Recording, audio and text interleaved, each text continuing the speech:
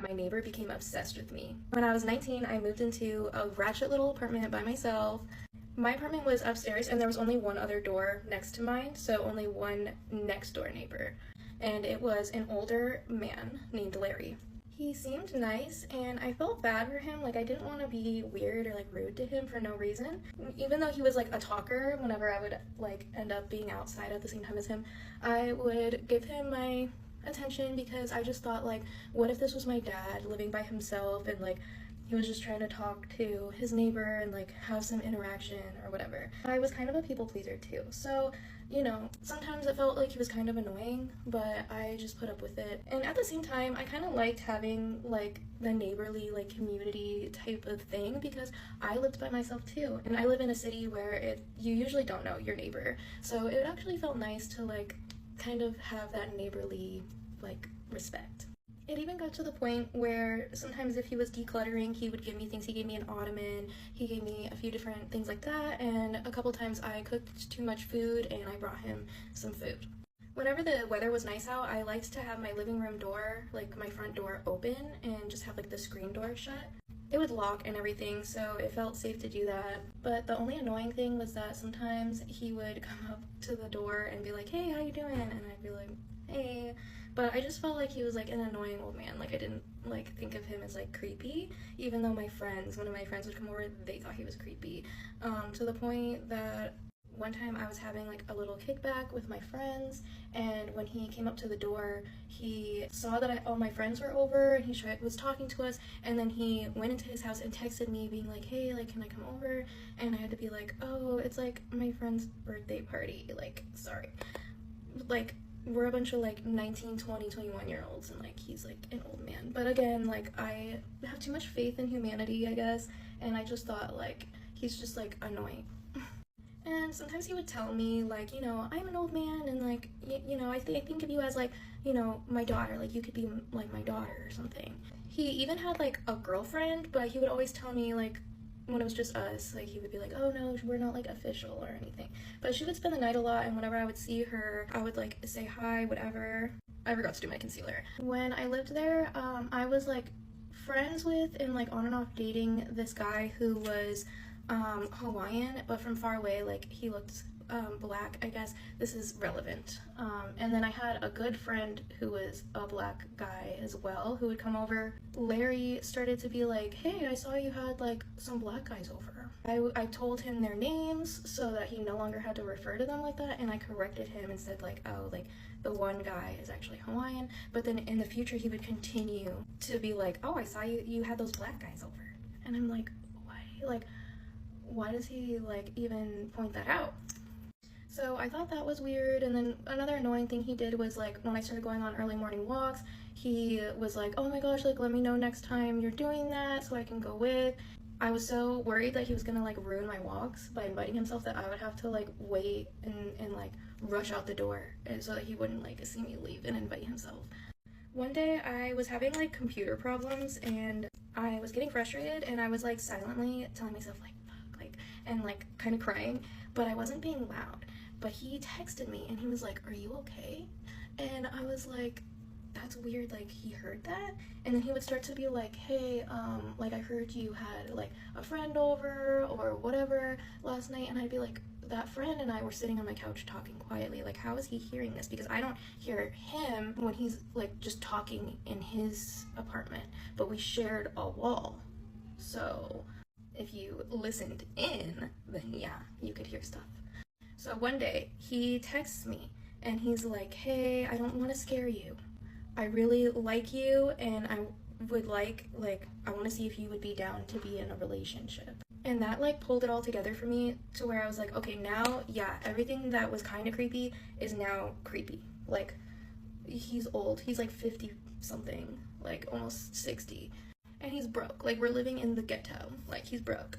So I texted back, "Sorry, Larry, no, period." And he continued to like text me over the next few days or weeks, and I would always ignore him. So at that point, whenever he would come to my door and talk to me through my door, I would get angry. He would start to be like, "Okay, you don't have to be such a bitch," and things like that. And I'm like, So now we're like a couple months into us like not talking to him, and this lady, like an older lady, moves in downstairs from him, and I noticed like they start hooking up because she would sometimes come up to his house and they would blare music and then she would leave. So I'm like, obviously they're hooking up. I had never talked to her before, but one day I'm going to my car and I see her and I smile at her and she gives me the dirtiest look. I'm like, I don't know what he told her about me, but I don't think it was the truth. So he would continue to come to my door, and there was 2 times where I had like friends over, and they like still talk about this to this day, that they were scared because he would come to my door, and I would literally yell at him, and I would be like, "Get the fuck away from my door, Larry," because I was just so fed up with it. Like, why are you still coming to my door? So then he starts to like lose his mind. I notice he's like not really leaving anymore, so I don't know if he like lost his job or what, but he's like home a lot more. And one time I walked by his door and it was open, like all the doors were open, and I could see into his apartment, and there was like a bunch of like wood and stuff in there, and I start to hear like hammering like on my like shared wall with him. It's not like he was just hanging up like a picture, it's like continuous hammering like every day. And one day he comes to my door again and I tell him to like fuck off. And he leaves and he says, "That's why I had to build a wall between us." So he was like building a wall. And then when I started looking back on the situation, I realized, because I've had friends in the adult industry, it's a common fetish for old white men to want to see a white girl be with a black man. And that's why he kept pointing out that I had my black friends over. Quick story time.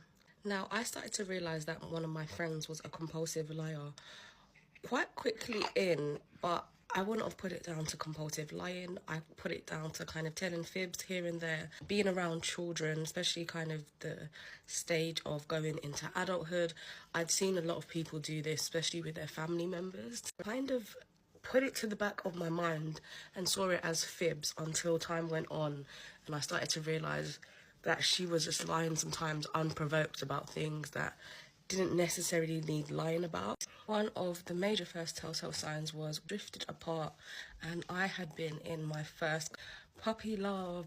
I was pretty much feeling in a good space. As time went on, like, sometimes it can happen. I don't believe I was the type that kind of just got a boyfriend and then disappeared.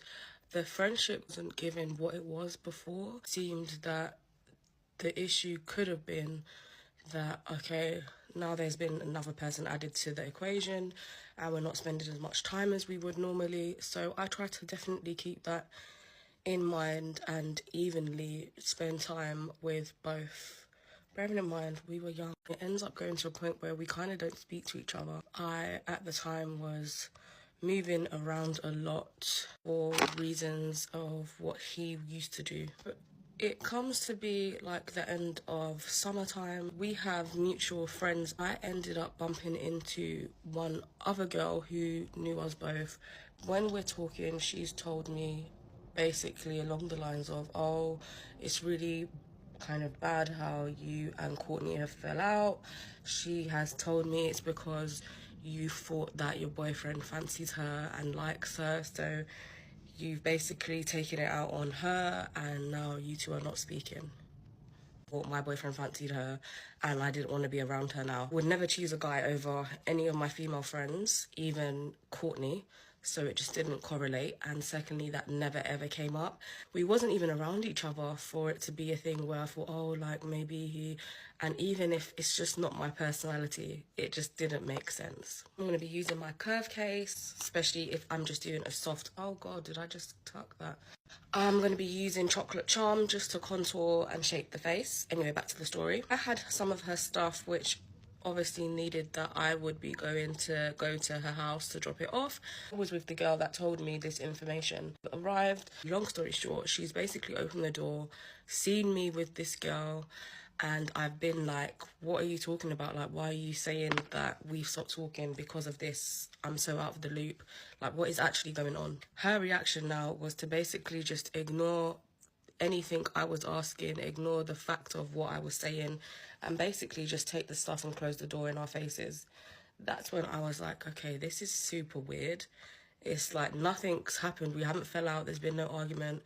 And that reaction, especially when I'm trying to ask you as a friend, like, what's going on? Looking back now, obviously, I know she was lying and she probably made up a whole storyline in front of this girl.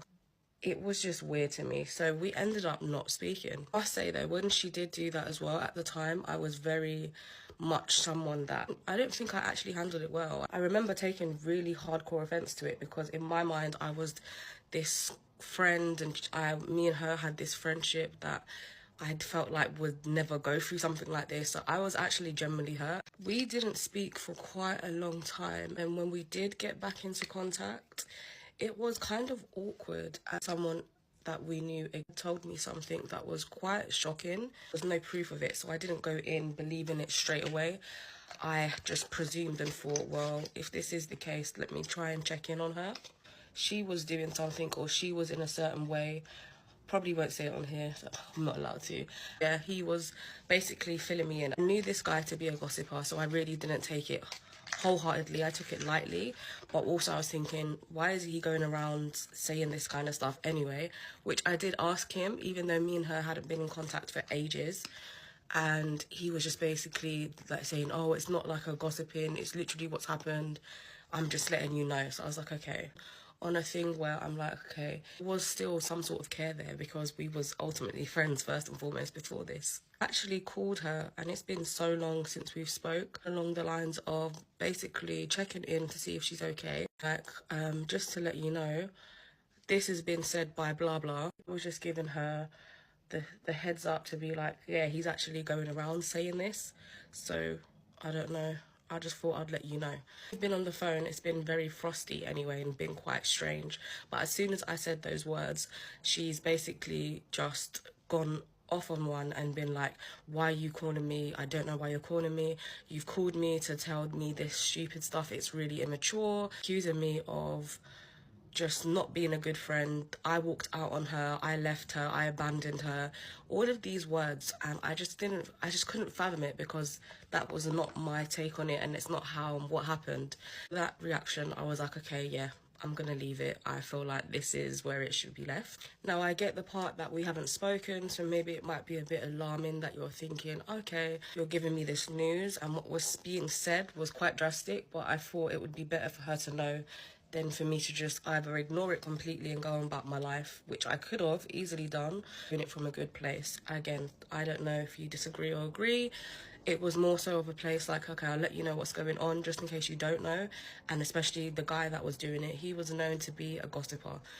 Yeah, he's just someone that would just chat the place down. This would go on for a little while where she would bring up that I abandoned her. I was never a good friend and she couldn't trust other people and other friends moving forward, and she would always use it against me to a point where I actually started to believe that, you know, I actually affected this girl in some way, shape or form for not being a great friend, even though I knew deep down I really was a good friend and was so patient and put up with a lot of stuff that people wouldn't normally. Ultimately, it's because of my personality that would pick up on these things more often that she wouldn't like and wouldn't be comfortable with, that I would question things or would ask things like, that doesn't make sense, why would that?